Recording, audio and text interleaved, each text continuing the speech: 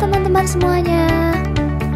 Perkenalkan, kami mahasiswa-mahasiswi Universitas Bangka Belitung, Prodi Ekonomi dari kelompok 3 yang beranggotakan Bunga Nadia Versia, Denny Lesmana, Husril, Ricky Sanjaya, Sri Agustina, dan Fiji Pratama.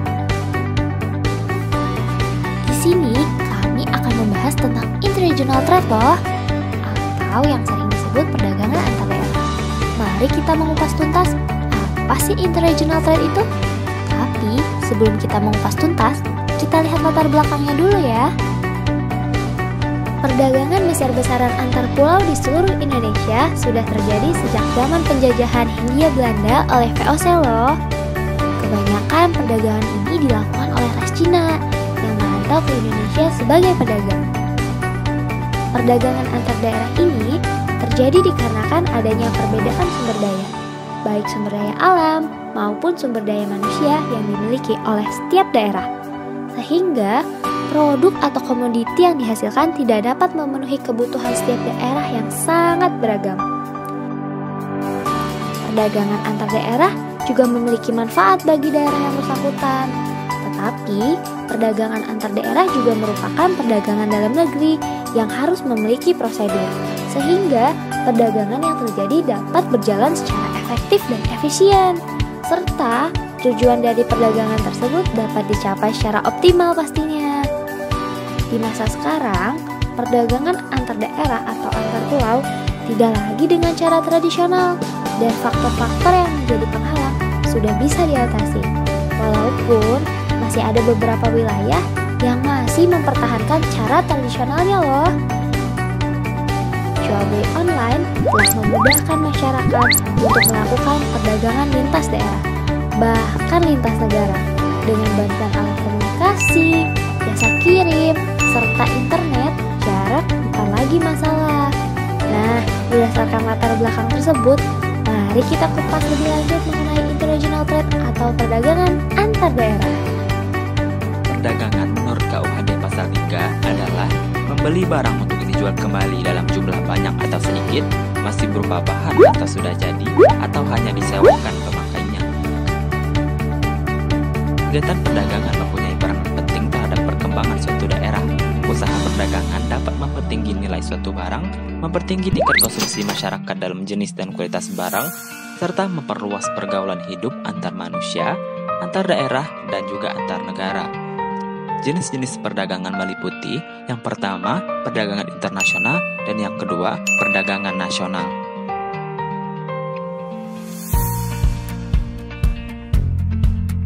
Perdagangan antar wilayah atau daerah adalah perdagangan yang dilakukan dalam satu wilayah tertentu yang telah disepakati bersama. Perdagangan antar wilayah juga salah satu bentuk kegiatan distribusi yang menyalurkan barang atau jasa dari produsen kepada konsumen atau produsen lain antara wilayah yang satu dengan wilayah yang lain di dalam negara yang sama untuk mendapatkan keuntungan. Faktor yang mendorong terjadinya perdagangan antar wilayah antara lain yang pertama, perbedaan tingkat kejarangan atau scarcity. Apabila suatu daerah atau bangsa tingkat scarcity-nya lebih rendah daripada negara lain, maka dari wilayah ini akan mengalir barang-barang ke wilayah lain di mana tingkat kejarangannya lebih tinggi. Perdagangan antar daerah dan perdagangan internasional akan terus berlangsung selama adanya perbedaan tingkat kelangkaan atau scarcity ini. Kedua, suatu daerah tidak mampu memproduksi semua barang yang dibutuhkan masyarakatnya. Ada kalanya, suatu daerah tidak mampu memenuhi semua barang dan jasa yang menjadi kebutuhan penduduk. Sehingga, untuk memenuhinya, suatu daerah perlu mengimpor barang dan jasa tersebut dari luar wilayah atau pulau.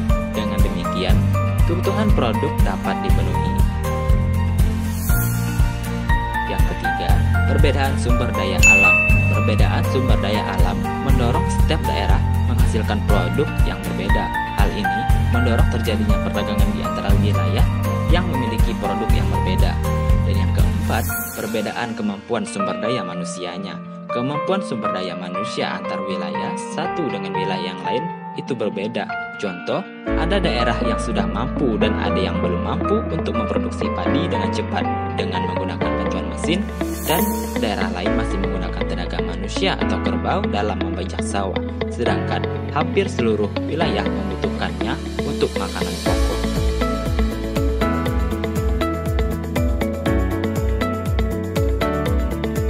Perdagangan daerah juga dibedakan menjadi dua, yaitu yang pertama, perdagangan lokal antar wilayah dalam satu pulau, dan yang kedua, perdagangan interinsular yang dilakukan dari satu pulau ke pulau yang lain. Dan untuk meningkatkan perdagangan daerah ini, pemerintah mengeluarkan beberapa kebijaksanaan. Yang pertama, mengidentifikasi barang-barang yang dibutuhkan masyarakat. Yang kedua, menyederhanakan prosedur perdagangan. Dan yang ketiga, mengawasi arus mobilitas barang. Beberapa tujuan yang dapat kami jelaskan mengapa sebuah negara melakukan perdagangan antar daerah, antara lain yang pertama, memperluas jangkauan pasar. Bagi produsen, untuk mencapai keuntungan yang optimum, diperlukan daerah pemasaran yang luas untuk memperkenalkan produk dan menjual produksinya. Maka, perdagangan antar daerah menjadikan pemasaran yang luas bagi produsen. Yang kedua, memperoleh hasil produksi yang tidak diproduksi di sebuah daerah. Misalnya, daerah Sidikalang terkenal dengan kopi Sidikalang dan menghasilkan produksi kopi yang berkualitas. Sementara, daerah Sidamanik terkenal dengan perkebunan teh dan sangat baik dalam menghasilkan produk olahan daun teh. Maka dalam hal ini, daerah Sidikalang dan Sidamanik bisa melakukan pertukaran hasil olahan dari daerahnya masing-masing dan melakukan perdagangan antar daerah. Yang ketiga, menambah kemakmuran suatu daerah. Perdagangan antar daerah dalam negeri juga mampu menambah kemakmuran daerah tertentu karena produksi barang yang tidak ada di daerah lain pun mampu dipasok. Yang keempat, membuka lapangan pekerjaan. Dengan semakin banyaknya daerah yang menjadi tempat penjualan, maka tentunya produksi barang juga akan semakin besar. Hal ini tentu akan mendorong untuk membuka lapangan pekerjaan baru lantaran kebutuhan akan tenaga kerja yang lebih besar. Yang kelima, meningkatkan keuntungan. Tujuan dari perdagangan antar daerah adalah untuk memperoleh keuntungan yang lebih bagi seorang produsen, di mana akan berbeda keuntungan yang diperoleh ketika produsen hanya memasarkan hasil produksinya di satu daerah dibandingkan dengan produsen yang menjual dan memasarkan produksinya di berbagai daerah. Yang keenam, bisa mencegah terjadinya krisis hasil produksi. Ketika sebuah daerah dilanda bencana alam yang menjadikan daerah tersebut tidak mampu menghasilkan hasil produksi akibat bencana alam yang terjadi, akan memaksa daerah tersebut untuk membeli hasil produksi di daerah lain untuk memenuhi kebutuhan hidup di daerahnya. Kebijakan perdagangan sebagai suatu kebijakan yang dapat menopang percepatan laju pembangunan ekonomi dengan yang pertama, memungkinkan negara terbelakang memperoleh bagian lebih besar dari manfaat perdagangan. Yang kedua, meningkatkan laju pembentukan modal. Yang ketiga, meningkatkan industrialisasi. Dan yang keempat, menjaga keseimbangan neraca pembayaran. Perdagangan antar pulau merupakan perdagangan yang dilakukan oleh penduduk atau lembaga suatu pulau dengan penduduk atau lembaga suatu pulau lain dalam satu batas wilayah negara atas dasar kesepakatan bersama.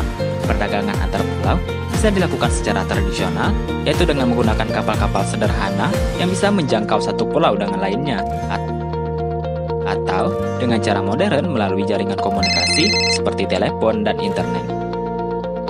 Perdagangan antar pulau memiliki tujuan, yaitu yang pertama, memperluas jangkauan pasar. Perdagangan antar pulau akan memberikan kesempatan bagi produsen untuk memperluas daerah pemasaran produknya. Dan yang kedua, mendapatkan keuntungan. Dengan luasnya daerah pemasaran dari sebuah produk akan meningkatkan jumlah penjualan, sehingga bisa meningkatkan jumlah keuntungan yang diperoleh oleh produsen. Apa saja faktor-faktor pendorong perdagangan antar pulau? Yang pertama yaitu perbedaan harga antar pulau. Yang kedua, perbedaan kepemilikan faktor produksi.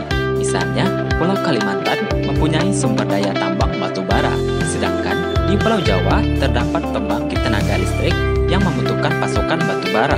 Maka dari itu, batu bara yang ada di Kalimantan harus dikirim ke Pulau Jawa. Hambatan yang terjadi dalam perdagangan antar daerah diantaranya yang pertama, infrastruktur. Hal ini ditandai dengan kurangnya kualitas dan kuantitas infrastruktur atau prasarana di suatu daerah. Yang kedua, ego antar daerah. Yang dimaksud dengan ego daerah adalah di mana daerah tersebut hanya mementingkan daerahnya sendiri. Yang ketiga, ketiga, bahan baku.